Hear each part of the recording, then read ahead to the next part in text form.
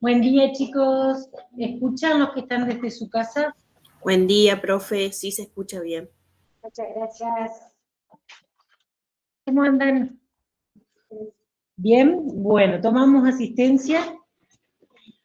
Oliveri, Paredes, Parma, Pedraza, Pereira Mayra, Pesolani,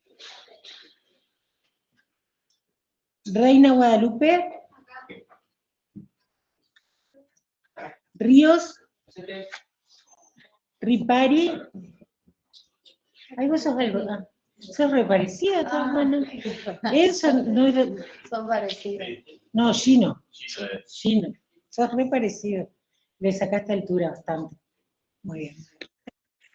¿Y sos menor que él? Rodas, Lucas. Era el mejor alumno el año pasado. En asistencia. No, pues, peor es que te diga, no sabes lo que hablaba, espero que sea mejor como cuando éramos chicos. Nada que ver, nada que ver. Bueno, pero tenete fe, porque... Yo hasta sé que se iba de vacaciones a Brasil y todo, es lo que hablábamos con Chico. Rodríguez, Romani. Presente, profe. Bueno, Rosy. Presente. Ruiz Díaz. Salinas. Salto. Sandoval Paula. Sardo Sofía. Escatularo, o parecido. Esmiechu, o algo así. Buen día, profe. Annelies. Esmietuch, Annelies. ¿Cómo es el apellido? Esmietuch. Ah, pues te voy a decir Annelies. Dale, genial. Presente, profe. Estur. Suárez, Maite. Taborda. Pisler. Tolosa. Tomasi. Vallejos. Ventura, Franco. Presente. Acá, presente. Tomasi, creo que fue. ¿Quién dijo presente de los que están en la casa? ¿Tomasi? ¿O Vallejo Joaquín? Tomás y Sebastián. Sí. Muy bien. No, Tomás y Tomás. Villalba. Warner. Y Salazar. Muy bien. Bueno, chicos.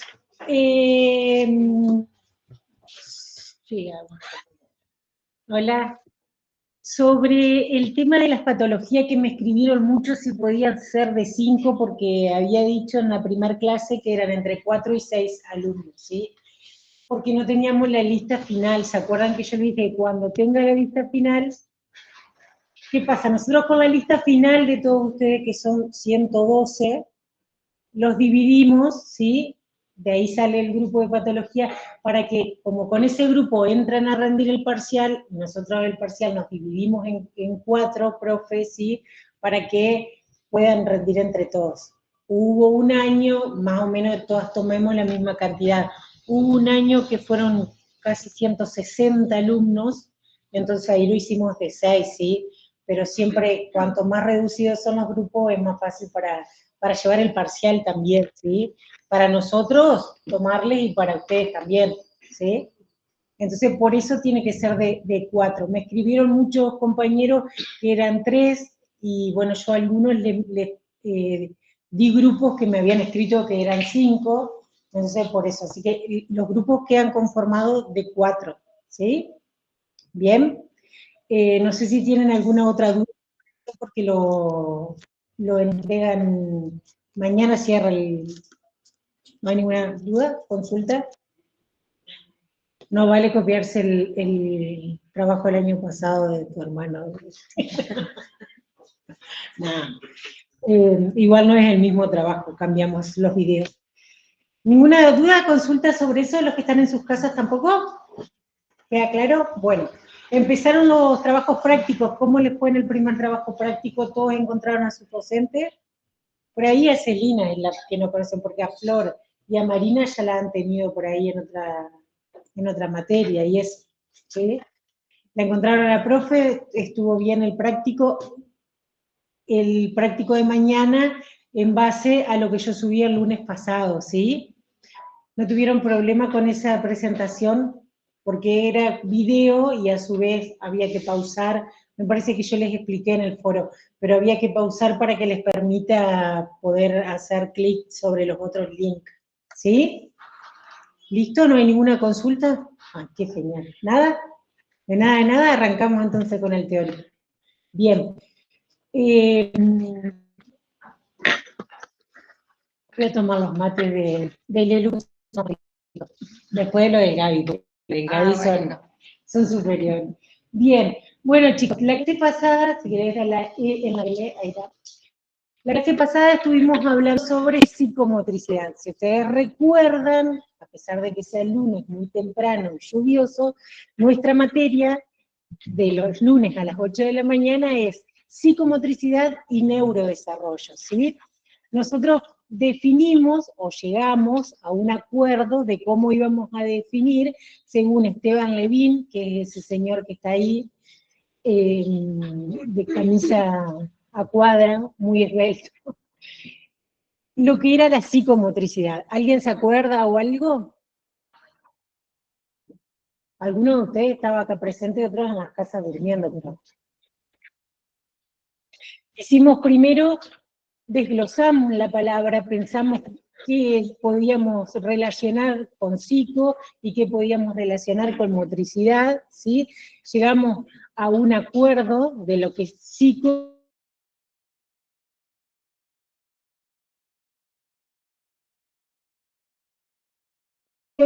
y motricidad, bueno, más claro, era... tenía que ver más con lo puramente biológico, ¿sí? Que traía cada individuo. Juntos, ¿sí? Llegamos al acuerdo, yo les fui contando la historia de la psicomotricidad, que hubo 3 cortes epistemológicos, que uno era la reeducación, otro la educación o la terapia psicomotriz, para llegar al último corte epistemológico que hablaba de clínica psicomotriz, ¿sí? Yo les dije que la materia se iba a parar desde ahí, que desde ahí íbamos a mirar todas las unidades y desde ahí íbamos a volcar toda esa teoría al sujeto y a la práctica. Bien, definimos que la clínica psicomotriz, sí, la psicomotricidad es una disciplina que tiene como eje central el movimiento y el cuerpo de un sujeto deseante que, a diferencia con la terapia y con la reeducación, ¿sí? Teníamos en cuenta el deseo del sujeto. ¿Por qué? Porque aparece una mirada desde el psicoanálisis, que tiene en cuenta, ¿sí? Qué es lo que quiere y qué es lo que le pasa a ese sujeto. Lo que desemboca en que todos somos diferentes, que todos tenemos historias diferentes, por más que estemos viviendo o que formemos parte de la misma familia, ¿sí? Todos somos diferentes y deseamos cosas diferentes. Por lo que llegamos a la conclusión de que los tratamientos tenían que ser individualizados, ¿sí? Y que el sujeto iba a estar atravesado por aspectos biológicos, ¿sí? Que es lo propio, lo que trae cada sujeto, la genética, podríamos decir, ¿sí? Aspecto psicológico, que es lo que siente ese sujeto al cual estamos atendiendo, o con el cual tenemos un encuentro, ¿sí? Dentro del consultorio, y los aspectos sociales, que es en dónde se mueve ese sujeto, ¿sí? Con quién más se relaciona ese sujeto. ¿Fue antes otro kinesiólogo? ¿Lo vieron desde el hospital público? ¿Tiene una prepaga? ¿Viene desde un hospital privado de Buenos Aires, de, no sé, alta gama o, bueno, todas esas cuestiones, tiene trabajo, no tiene trabajo, todo eso impacta, sí, repercute directamente en ese sujeto con el cual nosotros nos estamos encontrando. Todo eso, resumidísimo, vimos en la primera clase, ¿sí? Como yo les dije al principio, esta materia se llama psicomotricidad y neurodesarrollo. Podemos decir que desde ahí miramos la psicomotricidad. Ahora, ¿qué pasa con la palabra neurodesarrollo? Tenemos que definir hoy qué es neurodesarrollo y la cátedra desde dónde mira esto del neurodesarrollo, ¿sí? Entonces, ¿qué piensan? Por eso dice hoy 31 de marzo, neurodesarrollo. ¿Qué piensan ustedes o con qué lo pueden relacionar al neurodesarrollo?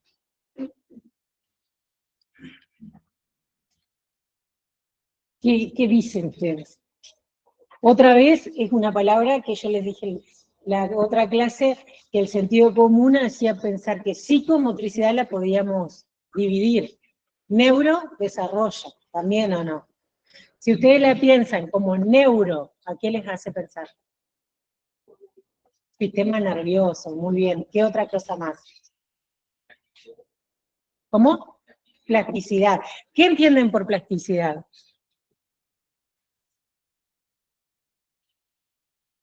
Con conexiones de nuevas neuronas con otras. Bien.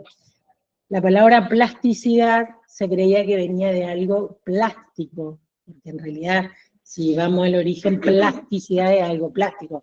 Pero esto es todo lo contrario, porque plástico uno piensa algo duro, ¿sí? Plasticidad, y la palabra neuroplasticidad viene de la plastilina, ¿sí? Que se puede moldear, eso significa, ¿sí? Entonces la plasticidad, de la neuroplasticidad, como bien dijo su compañero, significa esto, como que nuevas conexiones, ¿sí?, que se pueden estar dando a nivel del sistema nervioso. Hace algunos años, no tantísimos, pero sí cuando yo estudiaba, era impensable esto. Se decía que las células nerviosas se lesionaban o se recuperaban más. Me acuerdo que la primera materia que teníamos era biología, histología, embriología, así la dábamos nosotros todas las cosas, todos juntos, y nos decían la cantidad de neuronas que teníamos y que una vez que se lesionaban no se recuperaban más, ¿sí? Hoy, 2025, se sabe que si bien esas neuronas que se lesionan no se recuperan, qué triste que era para nosotros como kinesiólogos pensar eso, ¿no? Porque era como que esto estaba lesionado, ya no lo podíamos reeducar más o rehabilitar más. Hoy se sabe que esas neuronas se lesionan, pero que se pueden armar circuitos, ¿sí?, que abracen, por decirlo de alguna manera más gráfica, a esa neurona y que conecten, entonces neuronas que estaban ahí como sin una función determinada, empiecen a suplir esa función lesionada. ¿Se entiende? Eso es la neuroplasticidad, muy por arriba y muy básico, por si nunca habéis escuchado o si no sabía. No sé por qué, porque cuando querés apretar admitir no se puede. Se admite solo. Se cancela el Bien. mensaje. Bien, entonces si nosotros pensamos, lo relacionamos con sistema nervioso, está perfecto con neuronas, nuevas conexiones o conexiones neuronales o vías, todas las vías piramidal, extrapiramidal, todo lo que ustedes ya traen de años anteriores. Y desarrollo, porque dijimos que podíamos separar las palabras. ¿Con qué podemos relacionar desarrollo? Crecimiento de una persona. ¿Quién dijo eso? Que no lo oí. Bien, ¿cómo es tu nombre? Bien, era lo que estaba esperando que diga. Así que, bien. ¿Qué pasa con la palabra? Sí, bien. ¿Qué pasa con la palabra desarrollo? ¿Es lo mismo desarrollo que crecimiento? Porque siempre se relaciona desarrollo con crecimiento. ¿Es lo mismo? Pensamos hasta acá que era lo mismo, ¿no? En realidad, el crecimiento es una cosa y el desarrollo es otra cosa, y el neurodesarrollo es otra cosa, ¿sí? Pero bien, el crecimiento, si querés ahí en donde está la I, podés cliquear. El crecimiento es el aumento de la masa, ¿sí?, por hiperplasia o hipertrofia, es decir, se aumenta el número, la cantidad de algo, de células, ¿sí?, o se aumenta el tamaño de esa célula, eso es hiperplasia o hipertrofia. Y yo les puse entre paréntesis, cuantitativo. ¿Por qué le puse cuantitativo? Porque si nosotros lo relacionamos con esto es algo que después difícilmente se olvide. El crecimiento siempre es cuantitativo, se puede medir muy fácil. Por ejemplo, cuando uno hace un estudio, el día que a ustedes les toque hacer su tesis, por ejemplo, van a buscar variables que se puedan medir. Si nosotros queremos medir el crecimiento, lo más fácil es con el peso, la talla, ¿sí? Es decir, un centímetro que mida la altura de un niño, el peso de un niño con una balanza, ¿sí? Podemos medir los pliegues, ¿sí? Un centímetro que mida la circunferencia. Siempre que estamos midiendo algo que tenga relación con el crecimiento, nos va a dar un número y va a ser cuantitativo, por eso es cuantitativo, ¿sí? Medir el crecimiento es muy fácil, es muy práctico y en un ratito se puede hacer, ¿sí? Uno pregunta la edad de cualquier sujeto, lo pesa, lo mide, por ejemplo, y ahí nosotros ya tenemos un índice de masa corporal y ya estamos midiendo crecimiento, el índice de masa corporal, ¿sí? Ahora, ¿queda claro eso? Eso es crecimiento. Y el desarrollo es una medida cualitativa. Nosotros medimos una calidad. Es mucho más difícil porque no solamente tiene que ver con el sujeto al cual estamos observando, sino quién observa también. ¿Sí? Porque algo que para Lelu, ya te digo Lelu siempre, seguro que todos te conocen como Lelu, algo que para Lelu está bien en el desarrollo, quizás para mí no, porque cambia la mirada, ¿sí? El ojo observador tiene mucho que ver acá. El desarrollo es un proceso de adquisición o perfeccionamiento del conocimiento, habilidades y las funciones, ¿sí? Entonces, acá entra en juego la lluvia que todo es peor, otra definición que es la maduración, ¿sí? ¿Me escuchan, chicos?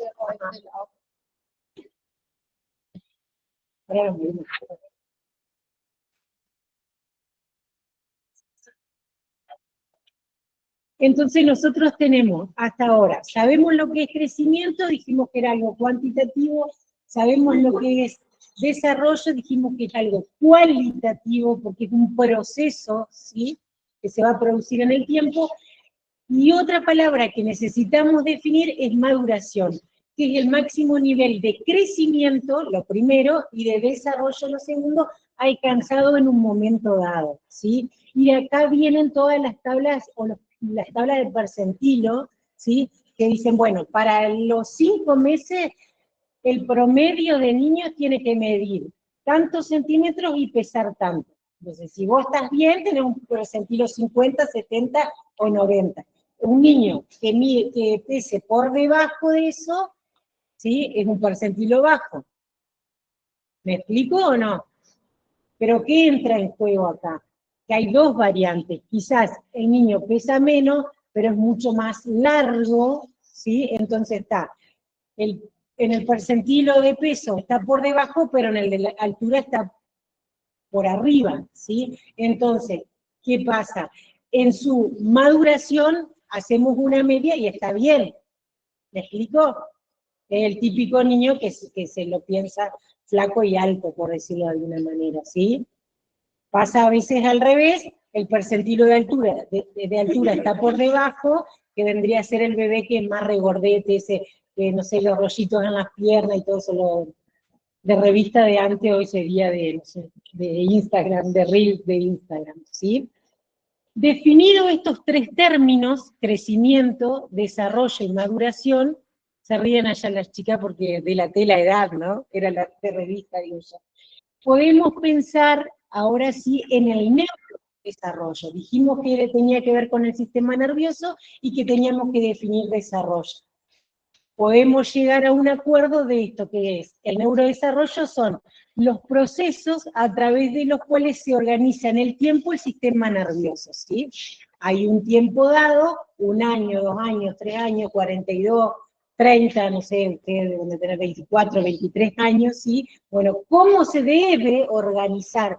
Como es lo esperable que se organice ese sistema nervioso para ese momento dado, para esa edad, de donde nosotros lo vamos a mirar, lo vamos a evaluar y vamos a decir, viene bien con su neurodesarrollo, hay un déficit de neurodesarrollo, y de ahí se disparan todas las patologías que quieran, en las que quieran pensar, ¿sí? Si lo esperable en el neurodesarrollo es que un niño empiece con la marcha entre los 12 y los 18 meses, si el niño tiene 24 meses y no comenzó con la marcha, hay algo en el neurodesarrollo que está mal, ¿o no? ¿Me explico hasta ahí? Yo intento hacérselo lo más práctico posible para que ustedes lo entiendan. Vayan preguntándome y lo vamos charlando, si no. Bien, de ahí se relaciona lo que hoy el compañero de ustedes me decía de la plasticidad y la neuroplasticidad, que es lo que yo le explicaba. ¿Qué pasa? Según las conexiones que tenga, ya no me aguanto más, según las conexiones que tenga ese sujeto, ¿sí? Puede ser que lo haga antes o lo haga después, siempre y cuando esté en un margen esperable, ¿sí? Nada nos tiene que alertar. Entonces, si nosotros a la psicomotricidad la pensamos con que cada sujeto tenía su propia historia, el neurodesarrollo pasa lo mismo. Que no es que uno va a esperar toda la vida a que el niño camine, no. Dentro de unos parámetros esperables, cada sujeto va a marchar a su tiempo, ¿sí? Marchar de marcha, de caminar, ¿bien? Es por eso que hay niños que a los 10 meses ya comienzan a caminar, y hay niños que recién caminan a los 18 meses, los dos nacidos a término, ¿sí? Con las mismas semanas de gestación. ¿Bien? Ahora, ¿hay uno que está mal? ¿Hay uno que no? Lo que pasa es que el parámetro dice entre los 12 y los 18 meses. Ahora, después hay que ver todo lo demás, ¿sí? Cómo se lo estimuló, en dónde vivía, qué facilidad se le daba, porque si en realidad la mamá tenía miedo y nunca lo soltaba, nunca lo sentaba, nunca le daba piso al nene, y seguramente que va a caminar más cerca de los 18 meses, 15, 18 meses. ¿Sí? Ahora, si es un nene que vive, no sé, con 4 hermanos más, él es el más chiquito, la madre tiene que hacer un montón de cosas y lo deja a cargo de los hermanos, y los hermanos andan jugando con autitos o con cosas en el piso, y el nene también está, es posible, ¿sí?, de que el niño camine antes, porque está más estimulado. Está estimulado de otra manera, ¿sí? ¿Me explico? Entonces, lo que nosotros tenemos que tener en cuenta es que cada sujeto, ¿sí?, tiene su tiempo, pero ese tiempo tiene parámetros, ¿sí? Como yo le decía hoy con el crecimiento, que uno medía. Nosotros nos podemos quedar esperando que camine a los 3 años. Y no, porque si ya no caminó, algo está pasando, ¿sí? Y no como profesionales de salud. De la salud, después ustedes como padres, madres, van a hacer lo que quieran. Yo les cargué ahí un videíto que está bueno de neuroplasticidad, en donde explica de una manera muy práctica qué es la neuroplasticidad.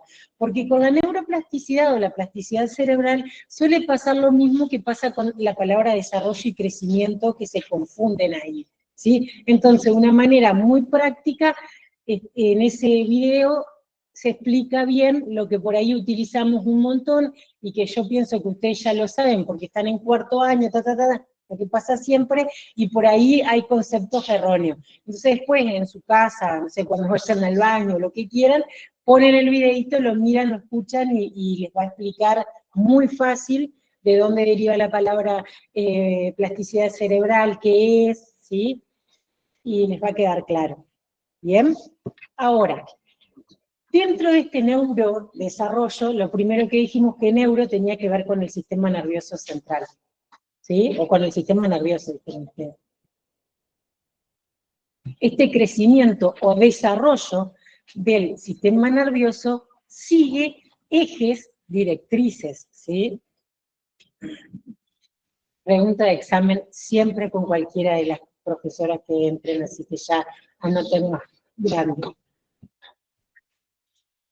Eso es la parte, cuando hablamos de los aspectos, es lo biológico, lo propio que cada sujeto trae a nuestro encuentro, ¿sí? Es cómo sigue el crecimiento ese sistema nervioso, ¿sí? Y es algo que ustedes, y que bueno, a mí cuando me tocó también, lo aprendemos de memoria y decimos, el sistema nervioso, la maduración neurológica, sí, se da de céfalo-caudal, próximo distal, de reflejo cortical y de involuntario a voluntario. Esas son las leyes del neurodesarrollo, ¿sí? Esas 4 leyes. De general a específico también hay otros autores que lo agregan, y que hay una de las profes que siempre pregunta. Entonces serían de cefálico caudal, de próximo distal, de reflejo cortical, y de involuntario a voluntario, y de general específico. Pero, ¿qué es lo que sigue eso? ¿Qué va de cefálico a caudal? ¿Alguna vez ustedes pensaron por qué? Bueno, seguramente no necesariamente tienen que tener hijos, obviamente, pero habrán tenido algún hermano, algún vecino, alguna amiga que haya tenido un hijo, alguien, habrán estado en contacto, o por la misma lectura propia de ustedes, de cultura general, el niño primero controla la cabeza, después se sienta, se lo digo así porque, después se para, después camina, ¿sí? Eso es una maduración en orden que tendría que ir. ¿Por qué primero controla la cabeza? Y no porque primero se sienta. Porque si nosotros lo comparamos con el resto de los animales, por ejemplo, no sé, un potricito que recién nace, primero se para. Y a las pocas horas se para. ¿Sí? Es completamente independiente. Al contrario que el cachorro humano necesita de 1 año mínimo de que alguien lo esté amamantando, por ejemplo, o dando de comer mamadera, lo que sea, ¿sí? ¿Por qué primero se controla la cabeza y no primero se para? Por esto, por las leyes del neurodesarrollo, ¿sí? Porque la mielinización del sistema nervioso, de las vías, específicamente de la vía piramidal, se da de cefálico a caudal, ¿sí? O sea, primero controla la cabeza porque primero los primeros 3 meses se mieliniza el tracto cervical, que permite que una persona, un sujeto, controle la cabeza, ¿sí? Después sigue lo dorsal, lo lumbar y lo sacro, por eso último llega la bipedestación. Y por eso, si hay una lesión, ¿qué va a pasar? Va a llegar quizás hasta el control cefálico y nada más. Si nosotros recibimos a un niño de 7 meses que no tiene control cefálico, tenemos que pensar que algo está pasando, porque si decimos que los primeros 3 meses se mieliniza el tracto cervical y hay control cefálico y tiene 7 y no tiene, yo siempre les digo, los chicos que por ahí ya recursaron la materia, ya cursaron la materia, yo siempre digo, una lamparita se nos tiene que prender, algo no está bien si tiene 7 meses y no controla la cabeza, ¿sí? Entonces, lo que sucede de cefálico a caudal es la mielinización del sistema nervioso, esto de la plasticidad, ¿bien?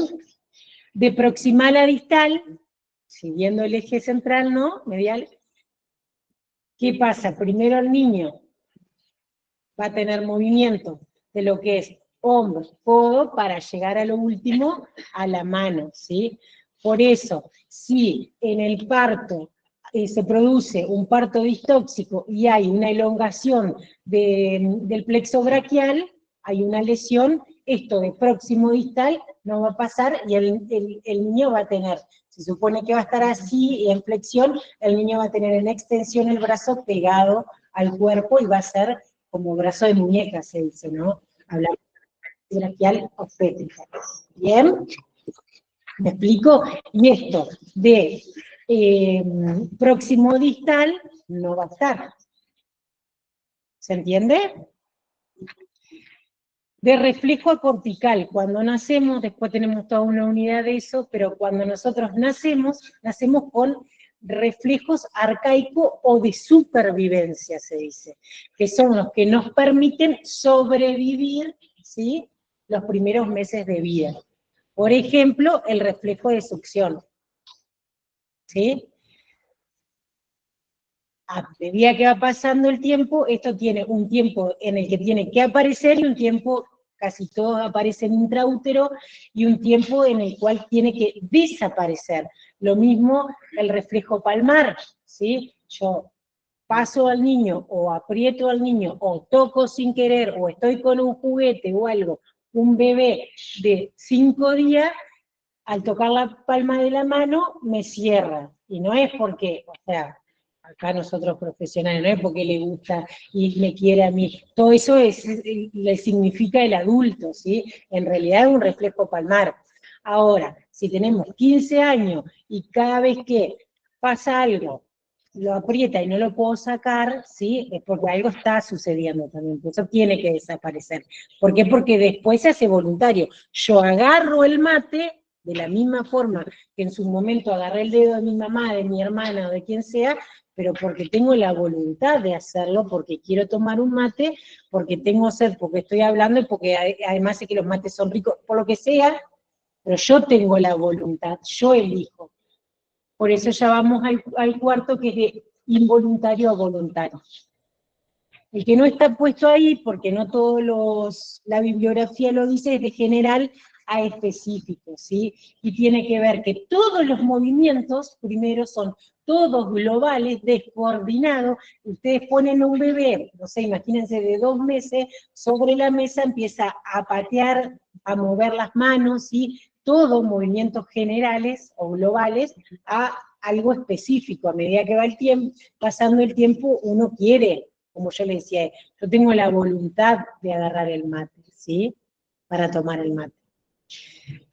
Estas leyes del neurodesarrollo o ejes, directrices que sigue el sistema nervioso para su desarrollo, se tienen que dar en tiempo y en forma para que haya una evolución del neurodesarrollo, ¿sí?, esperable según tiempo, según la edad que queramos evaluar.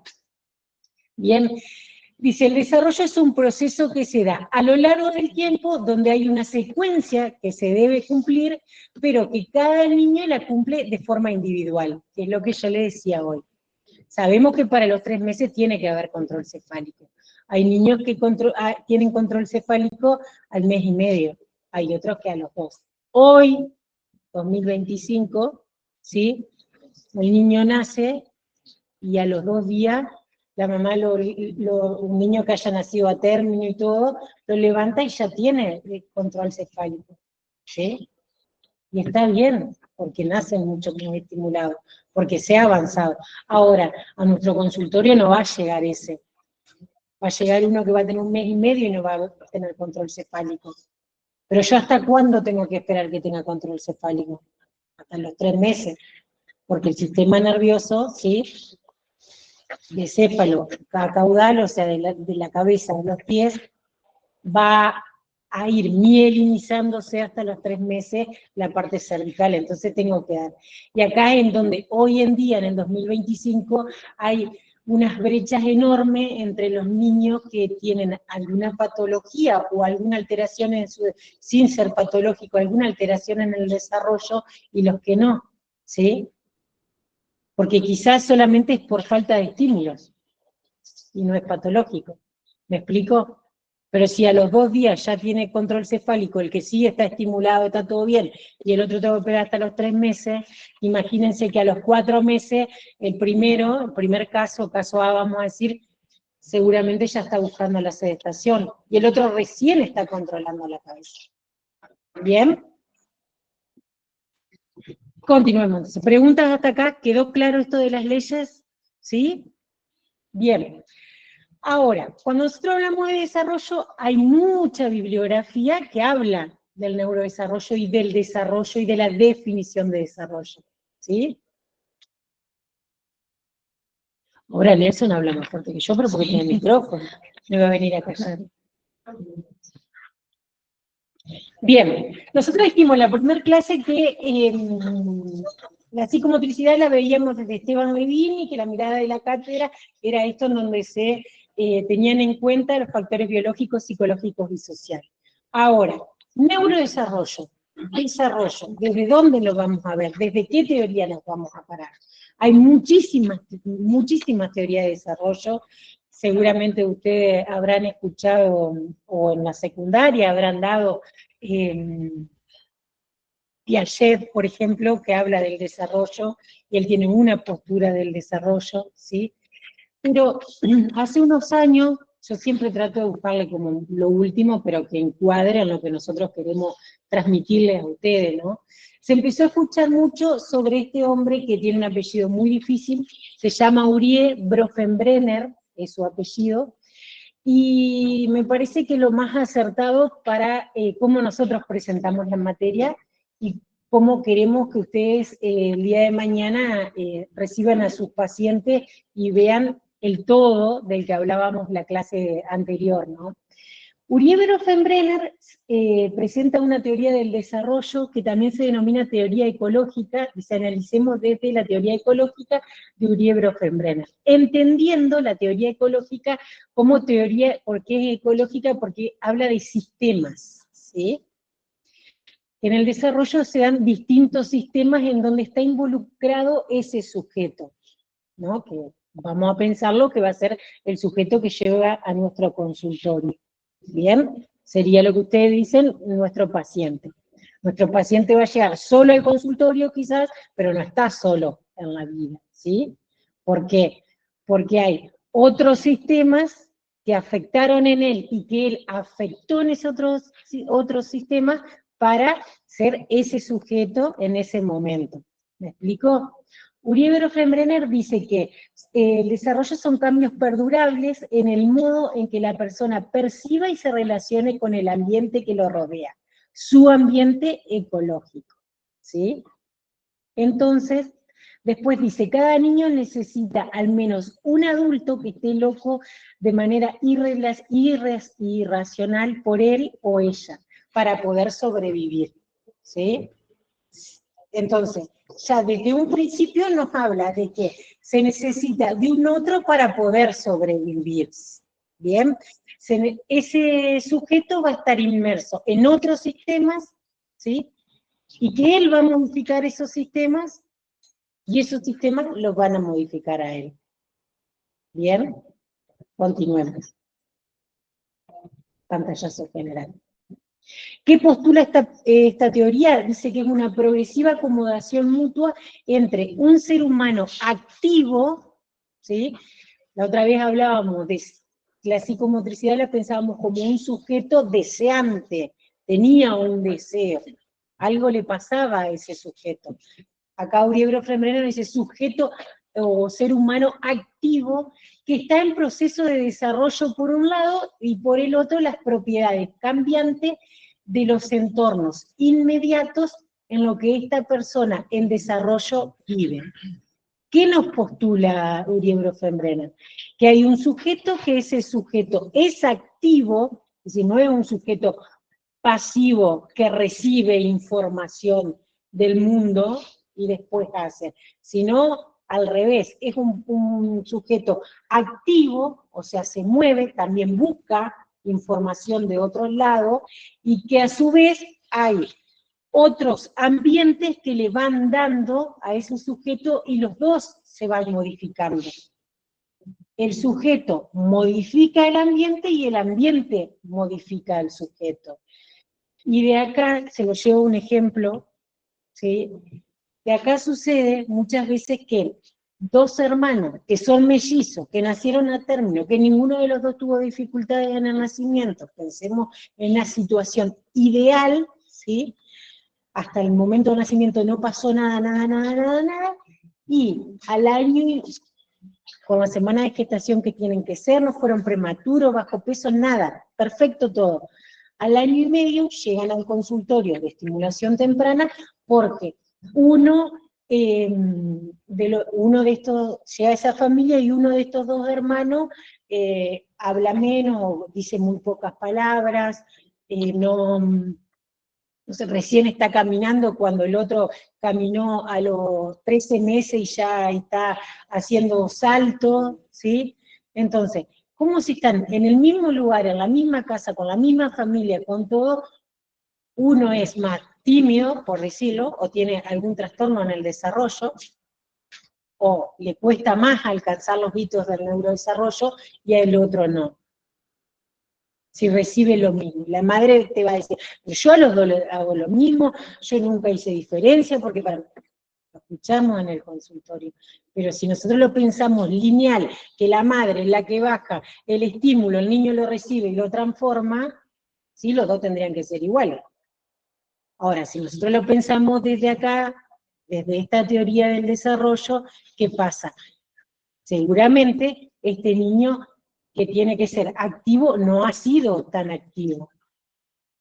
O el ambiente, ¿sí?, no afectó de la misma manera a este niño que al otro. ¿Bien?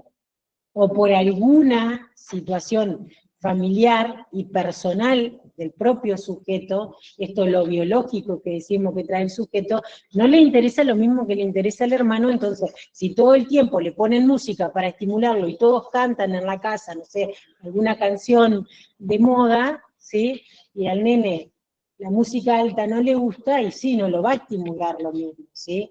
Por eso todos tenemos tiempos diferentes. Ahora, siempre teniendo en cuenta esos tiempos en los parámetros esperables. ¿Me explico? Bien, en 1979, Bronfenbrenner presenta el modelo ecológico del desarrollo, que es una forma muy práctica de ver esto. ¿Qué es lo que presenta? Eso circular que ven arriba, pasa lo que yo me parece que lo amplié en la siguiente, en la S, de sábado. Bien. Presenta desde un círculo más pequeño a todos los demás círculos. Cada círculo es un sistema, ¿sí? A cada sistema él le puso un nombre. Primero tenemos el ontosistema, que es el sujeto propiamente dicho, con todo lo biológico que trae. Sería la genética y las características que cada uno de nosotros trae, ¿sí? Por lo cromosómico. Esto ya no depende del medio. Esto ya es así, depende de la mamá y el papá que se juntaron para tener a ese niño, ¿sí? Por eso hay un montón de patologías que son hereditarias y que tienen que ver con esa mamá y ese papá. ¿Me explico? Bien, después sigue el microsistema, que el microsistema es en donde el sujeto sí se relaciona, para que ustedes se acuerden fácil, es como cara a cara, ¿sí? Lo que se ve, con quienes está, con los hermanos, con la madre, con el padre, si tiene, no sé, hay familias que viven con los abuelos, la escuela, los vecinos, en lo que él se está relacionando todo el tiempo, ¿sí? Lo que es cara a cara. ¿Me explico? Eso es el microsistema. Después sigue el mesosistema, que el mesosistema es la interrelación de dos o más entornos. Por ejemplo, es la relación entre la familia y la escuela, la familia y el club, es decir, en donde el niño está, ¿sí?, que sería el microsistema, y ese microsistema se relaciona con otro sistema, que es la escuela. En la escuela no está él solo, en la escuela hay 20 niños más con 20 microsistemas más, si los pensamos así, porque cada niño tiene su propio microsistema. ¿Me explico? Además está el microsistema de la docente, de la directora, de la vicedirectora, bueno, de todo lo que conforman el establecimiento, ¿sí?, al cual el niño va. ¿Bien? Después tenemos el exosistema, en donde la persona no está incluida directamente, pero lo que sucede en ese exosistema repercute en él. Lo más común o lo más práctico para que ustedes lo puedan relacionar es el trabajo de los padres. El nene no va al trabajo de los padres, no está trabajando con el padre. Pero si al padre lo despiden, repercute directamente sobre el niño. Si el padre tuvo una reunión y se la agarró mal con, no sé, con el jefe, y está súper nervioso y vuelve irritable a la casa, repercute en el niño. Si a la mamá le dicen que, no sé, que tenía 5 guardias en la semana porque, no sé, enfermera, y de repente le van a dar 3, va a repercutir económicamente y además va a repercutir en el tiempo de la madre, que puede ser que esté más tiempo o menos tiempo con ese niño. ¿Me explico? Entonces, el niño no está, o el sujeto, nosotros también pasa, el sujeto no está involucrado directamente, pero lo que sucede en ese sistema o en ese ecosistema repercute en él. ¿Se entiende?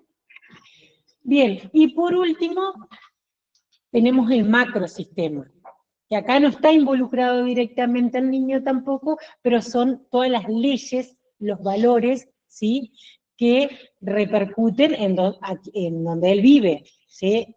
Porque si uno vive en un lugar en donde robás y te cortan un dedo, no es lo mismo que acá que robás y te meten preso, no sé, por ejemplo, con suerte, ¿sí?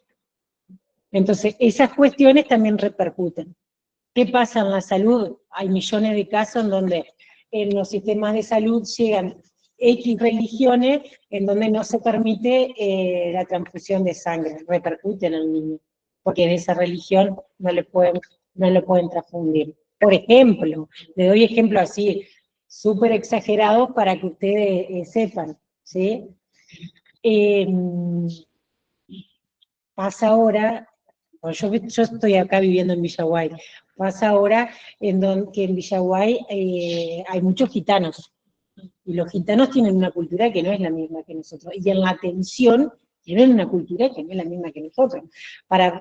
Derivan a un niño, les cuento un caso que yo decía, esto tiene que ver, y lo pensé en esto, derivan a un niño para que le haga una evaluación del neurodesarrollo.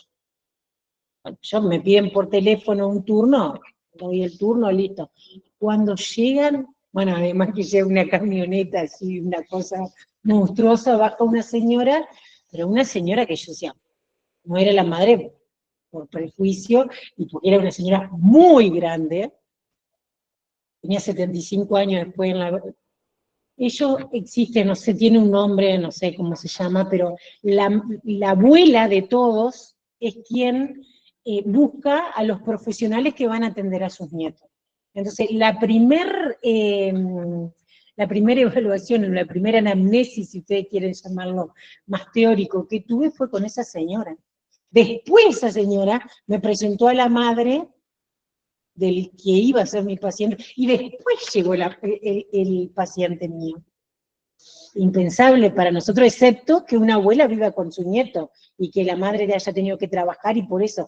Pero primero, ellos te evalúan a vos, si vos sos apta, por decirlo de alguna manera, no sé cómo, para atender a su nieto o no, porque vos lo vas a tocar a su nieto.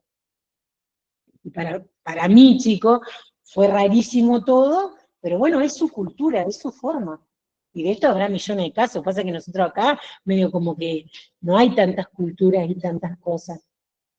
El año pasado, dando la diplomatura, una chica que era del sur, nos contó que a ella le pasó que la llamaron y tuvo que ir como, ella decía, son como... no se llaman barrio, tienen otros nombres, pero que también eran casas de 7 casas, 10 casas, no sé, que vive unos, no son indios tampoco, no sé, aborígenes, una clase que ellos tienen su forma, no sacan a los niños de ahí. Ella tenía que ir ahí, ella tenía que atender ahí. Y bueno, esa es la cultura de ellos, ¿sí? Y mientras atendía, no era la madre la que mayormente la que contesta todo porque es la que está todo el tiempo, no, al revés, las mujeres son las que salen a trabajar y los hombres son los que se quedan con los niños. Entonces ella iba y estaba ahí con el papá del niño, que era el que le decía, y era el que estimulaba a ese niño, y era el que, su figura de apego era el padre y no la madre, ¿sí? No está mal, son otras formas, que por ahí uno lo piensa, va a venir la madre, bueno, en la primera sesión suelen ir la madre y el padre, pero acá bajo la abuela que me evaluó si yo era apta para estar con su, quién sabe con qué parámetro, pero bueno, pasé el examen y tuve ese paciente. Pero esto es el macrosistema, ¿sí? Tiene que ver con eso. Bien. Desde ahí nosotros nos paramos, ¿sí? Desde la cátedra para entender el neurodesarrollo. Entonces, siempre que hablemos de psicomotricidad, vamos a tener esta mirada de los aspectos biológicos, psicológicos y sociales. Y siempre que hablemos de neurodesarrollo, vamos a tener la mirada de Bronfenbrenner. La primera era Levin con psicomotricidad, Bronfenbrenner con neurodesarrollo, en donde miramos a un sujeto activo que modifica el medio y que el medio lo modifica a él, ¿sí? Que ese medio lo podemos entender como diferentes sistemas en el cual está directa o indirectamente involucrado este sujeto, ¿sí? Esta teoría nos permite entender la compleja red de interacciones bidireccionales, ¿sí? Entre las características biológicas, psicológicas y sociales del niño y realizar programas individualizados de intervención. ¿Bien? ¿Preguntas hasta acá? ¿Queda claro esto? Bueno, si queda claro, pone play ahí porque hay un caso clínico para que lo evaluemos entre todos. Y después si lo recuerdo. Bien, vamos a analizar un caso clínico que es de Lucas. ¿Sí? La mayoría de los casos clínicos, los fragmentos de historia o la mayoría son de pacientes reales, pero yo siempre le cambio el nombre. Y les aconsejo que, excepto que tengan que mandar algún informe a algún médico, pero si el día de mañana ustedes están en un Ateneo o algo, también, ¿sí? Si es con otros profesionales, se utiliza, si no siempre son menores, se trata de modificar o de cambiar algo para que no sea real. Dice, Lucas, 3 años, proviene de una familia de ingresos económicos altos. Sus padres son profesionales exitosos y tienen una vida social activa. Sin embargo, recientemente han notado que Lucas presenta algunas alteraciones en su neurodesarrollo. Ellos se encuentran preocupados por las dificultades que el niño presenta en su desarrollo motor grueso y habilidades comunicativas. Han buscado ayuda profesional en kinesiólogos y fonoaudiólogos. ¿Sí? Bien, si nosotros tenemos este caso y lo queremos analizar desde la teoría del desarrollo de Uribe-Bronfenbrenner, ¿bien? ¿Cómo desglosamos desde este caso los diferentes sistemas? Primero es Lucas, tiene 3 años. Lucas, bien, 3 años. Ese es el ontosistema, ¿bien? Lo más pequeñito, que sería que trae toda la genética de Lucas. Que no la sabemos, podemos suponer que un niño rubio, un niño alto, un niño morocho, alto, ojos claros, ojos oscuros, todas esas cuestiones tienen que ver con el ontosistema. Bien, después, ¿qué sistema sigue? ¿Cómo? Bien, ¿qué sistema es ese? Bien, me parece que la que sigue tiene... No.